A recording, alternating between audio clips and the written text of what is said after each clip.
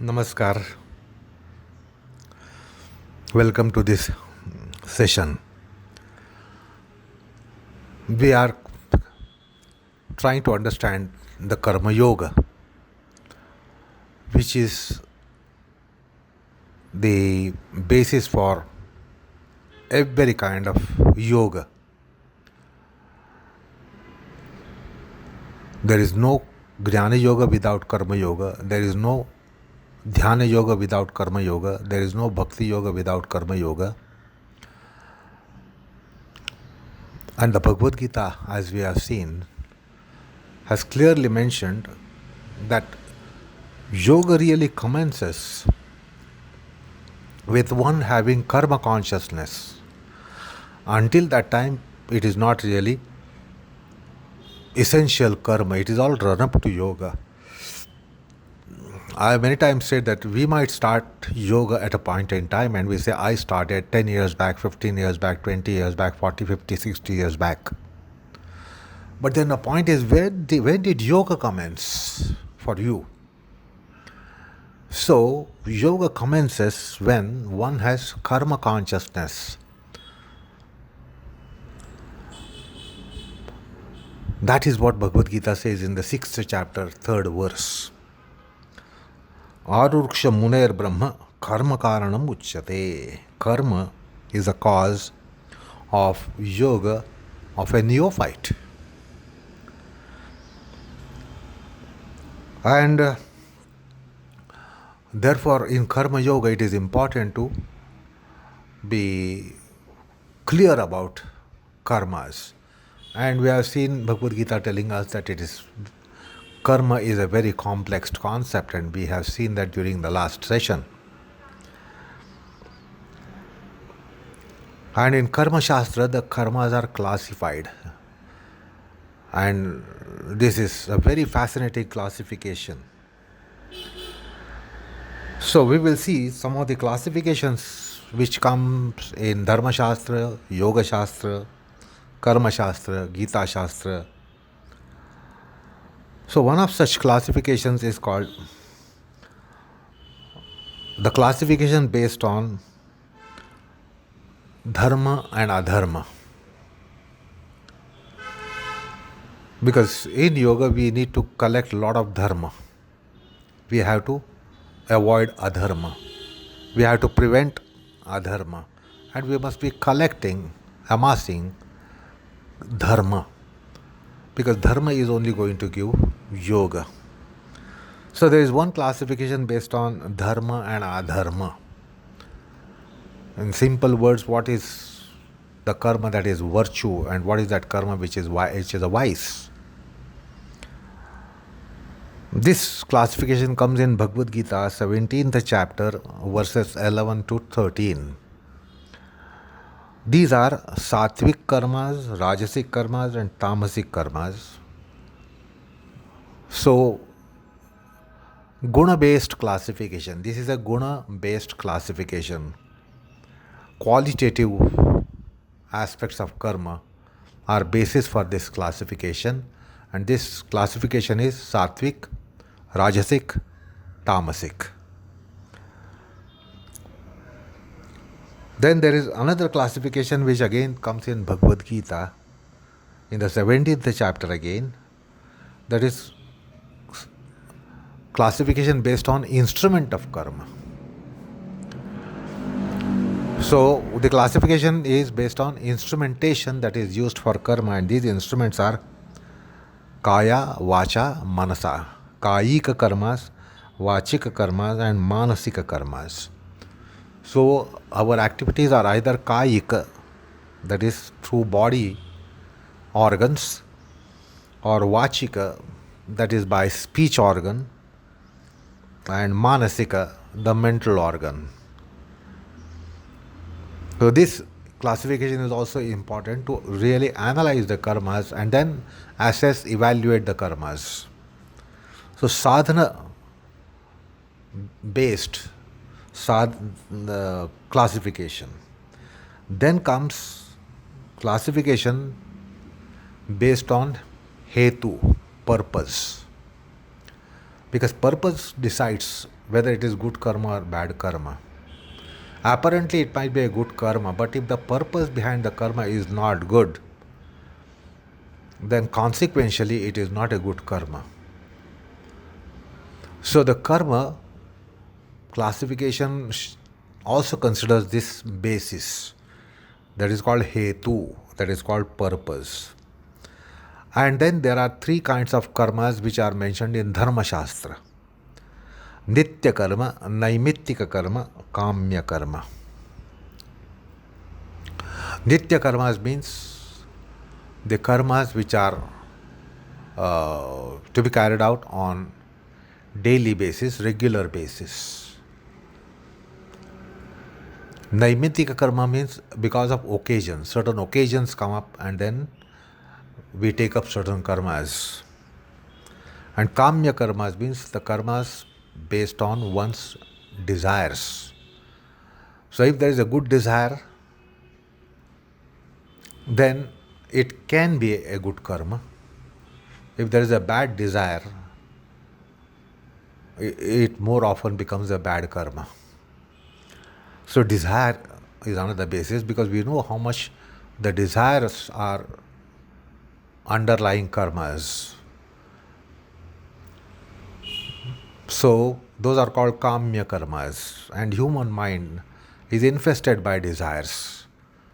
And desires are major motivators of karma, major activators of karma.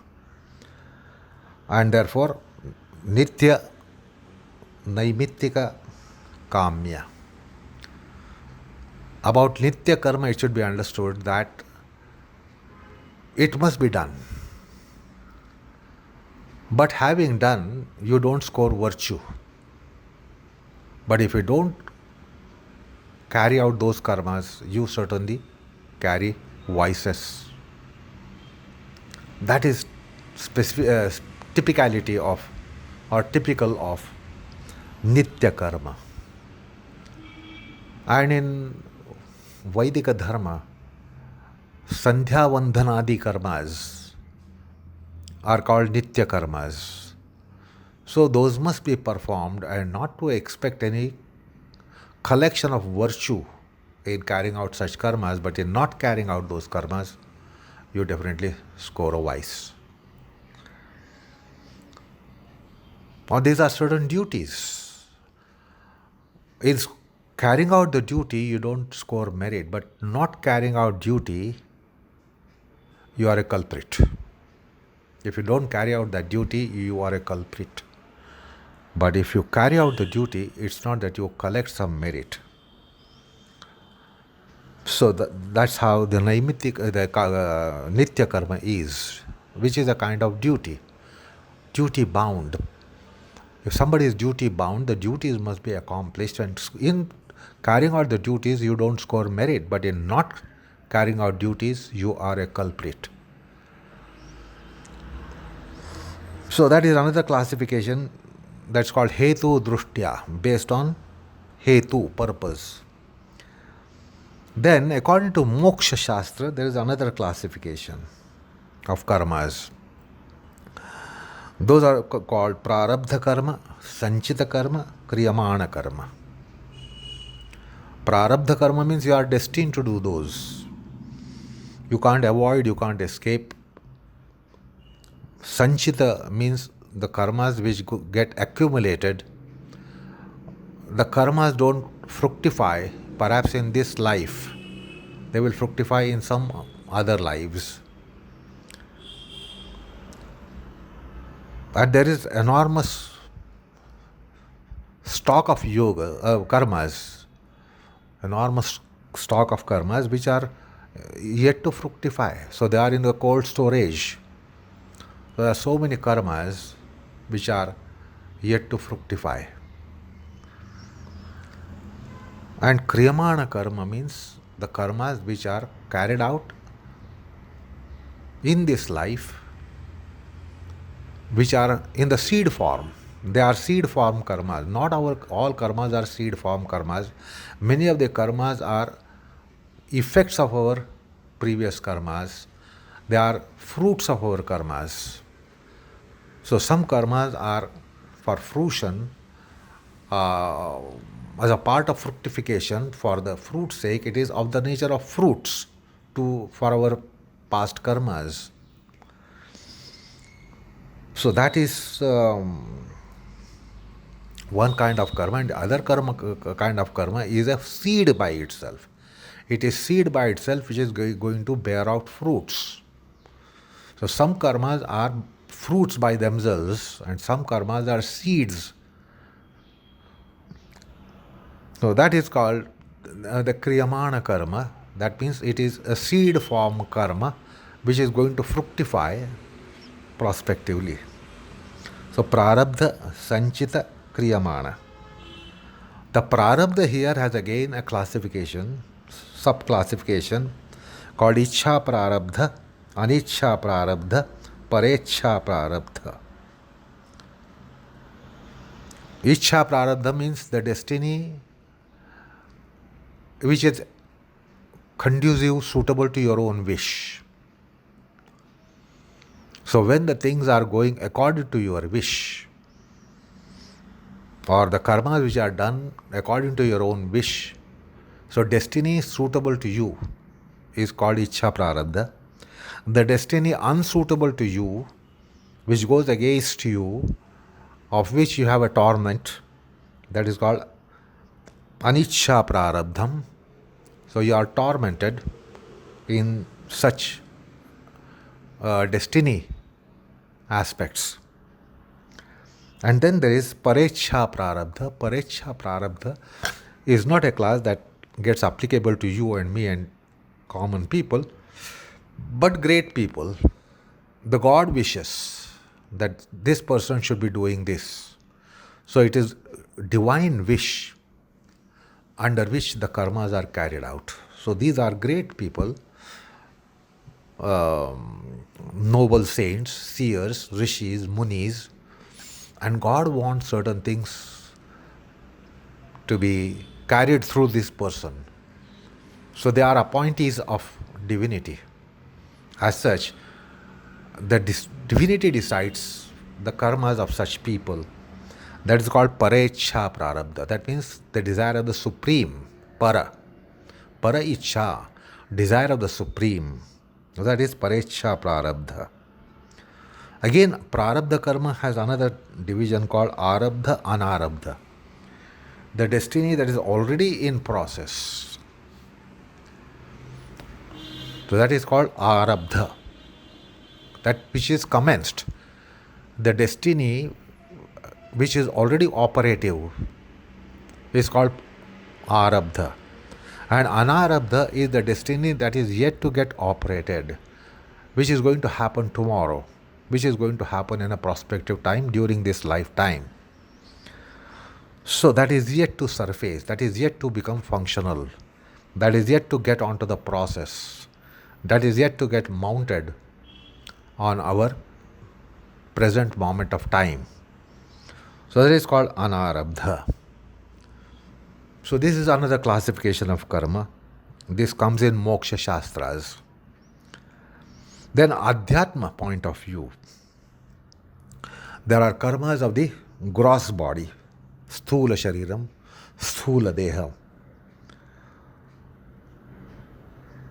Then these are the karmas which are kaya, vacha, manasa, which we perform by our body, our mind, our speech. So these are of the gross body, precisely sthula shariram. Then there are sukshma deha karmas. There are karmas of the sukshma deha. They are japa, dhyana, etc.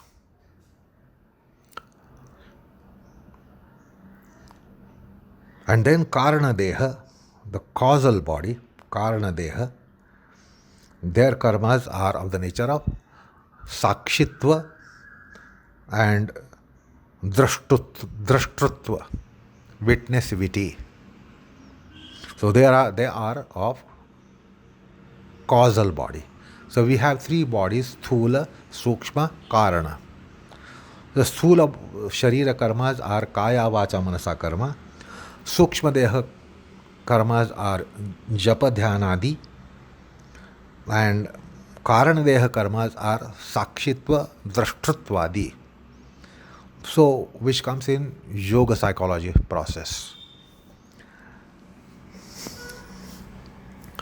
Then there are karmas which are classified in Vedic Dharma. They are called Shrauta karmas. Shrauta karmas means which are mentioned in scriptures. Rigveda adi scriptures. Rigveda, Yajurveda, Samaveda, Atharvana Veda. So those which are mentioned in Vedas are called Shrauta karma. So these are of the nature of Yajna Yaga. So these are rituals which are done with the sacred fire and offerings in the fire. So they are called Shrauta karmas, Yajna Yagadi. Then there is another classification called Smarta karmas. Smarta karmas means mentioned in Smruti. So karmas mentioned in Shruti are called Shrauta. Karmas mentioned in Smruti are called Smarta karmas. The Vedic Dharma is Shrauta Smarta Dharma, or Shrauta Smarta Karma. And these Smarta karmas or Smruti enjoined karmas are the karmas which one has to follow according to Varnashrama Dharma. So you are aware of 4 Varnas and 4 Ashramas: Brahmana, Kshatriya, Vaishya, Shudra, 4 Varnas, and Brahmacharya Ashrama, Grahastha Ashrama, Vanaprastha Ashrama, Sannyasa Ashrama, the 4 ashramas. So Vedic culture mentions Varnashrama Dharma. So the Smarta karmas are the karmas which are enjoined by Varnashrama Dharma. That is another classification. Then there is another classification called Nishiddha karma. Nishiddha karma means the taboos. Karmas which are not to be done is a class of karma. So those are traditionally mentioned as Surapanadi karmas, taking to habits of alcohols and such kind of wines and drinks, etc. So those are called Nishiddha karmas. They are also karmas, but they are called Nishiddha karmas. Then from fructification point of view, there are certain karmas, 2 types of karmas, which Patanjali mentions. They are called Sopakrama, Nirupakrama karma. 2 kinds. Sopakrama means commencing along with commencement of your karma. The fruition commencing with the very karma. See, for example, when you are going to appear for examinations, the very act of writing your examination paper is deciding there and then whether you will pass or whether you fail.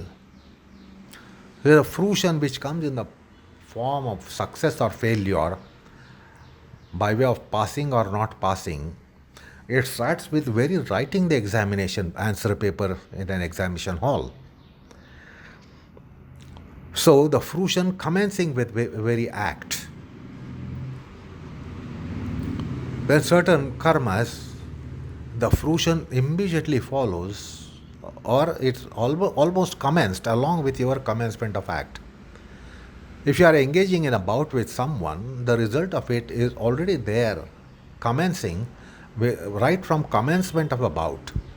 If you are engaged in a bout, your failure or success is decided by very act of your committing karma. If you are playing sports, your victory or defeat is commenced, the effect of it, the fruit of it, which is victory or defeat, it is commencing right with your act of playing the tournament, playing a match. So that is called Sopakrama. That means these fruits or fruitions take place immediately.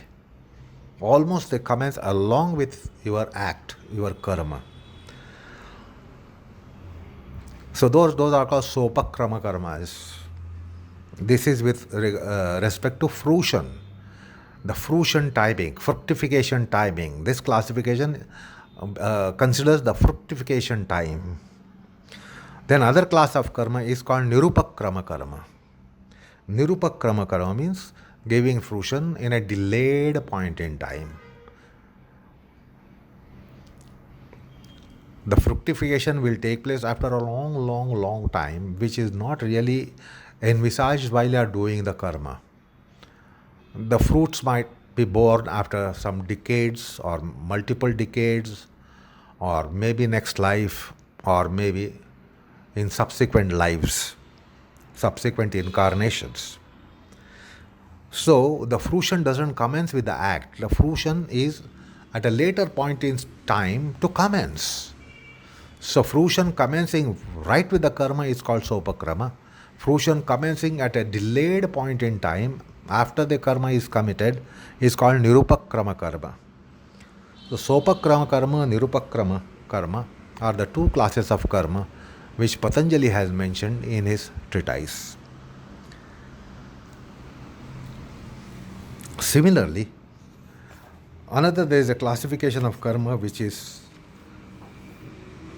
on the basis of the merit and demerit. That is called shukla karma. That means absolute virtue. Absolute virtue, not relative virtue. Absolute virtue is called shukla karma. Absolute vice is called krishna karma. Then there is mixed kind of karma which is called shukla karma or shukla krishna karma. So it is a mixed kind of thing. There is a vice and virtue both embedded in very karma. So these are the karmas usually we carry out because there is a vice and there is virtue both, and we go by pronounced kind of fruit. If there is pronounced merit, we say it is punya, but there is some touch of vice as well. Or it is pronounced vice, but there is also touch of virtue in it. So these are kind of mixed karmas. Usually we, mundane people, worldly people, unwise people, according to spiritual standards, carry out. Because we are not sure of what is absolute virtue. And therefore what we think something is virtue and there is also inherent sin in it. So those who are unclear about karmas, they carry out, and we are the mortals who carry out such karmas because we are not clear about those karmas. They are called shukla krishna. And then the fourth one is ashukla krishna karma. It is neither white, neither black, neither virtue nor vice. These are punya papa virahita karmas. These are only of yogis. Yogis are able to carry out karmas where there will be neither a virtue nor a vice. So this is another classification, which again comes in Patanjali's text, and even in Dharma Shastra you get mentioned to these karmas. Punya karma, papa karma, mishrita karma, virahita karma. Papa punya virahita karma. Then Patanjali mentions another classification of karmas which is with reference to fruition. We know only two kinds of fruits, good fruits or bad fruits, maybe, and third is mixed kind of fruit. We don't see anything that is called fruitless fruit, that we don't consider. Either there is a good fruit or a bad fruit or a mixed kind of fruit. So that we consider karmas with reference to quality of the fruit, color of the fruit. Good fruit is a white fruit, bad fruit is a black fruit, and a mixed kind of fruit is a brown fruit. But there is another classification which Patanjali introduces in his treatise is eka vipaka, dvi vipaka, tri vipaka. So this is with reference to fruition, which we don't consider. Patanjali considers, and in Adhyatma it is considered. Eka vipaka means single-faced fruition. That means one is given merely the birth, and then there is a birth which is called still child born. That means the child is dead by birth. So only birth has taken place. Usually life means you have birth, you have lifespan, and you have life experience. But here, in case of a still child, there is only birth taking place. That is called Eka Vipaka. Then there is Dvivipaka. There is merely a birth and lifespan. So suppose the child is born. The child is unconscious. It is unconscious for some years. And then the child comes to consciousness, but the brain is damaged. So much so that the child is not able to identify pleasure and pain, not able to feel, experience, identify pain and pleasure. So, it has only a lifespan. It might live for some months and some years or perhaps some decades. But the brain being underdeveloped, because by birth the baby has been unconscious for several weeks and several months, therefore the brain doesn't evolve. And then the brain doesn't evolve at all. And that person lives for maybe 8, 10, 20 years. But is not able to identify pain and pleasure, not able to discriminate between pain and pleasure, not able to enjoy pleasure and suffer pain. All that is suffered by the parents. The child doesn't suffer. That is Dvivipaka. So only birth and lifespan.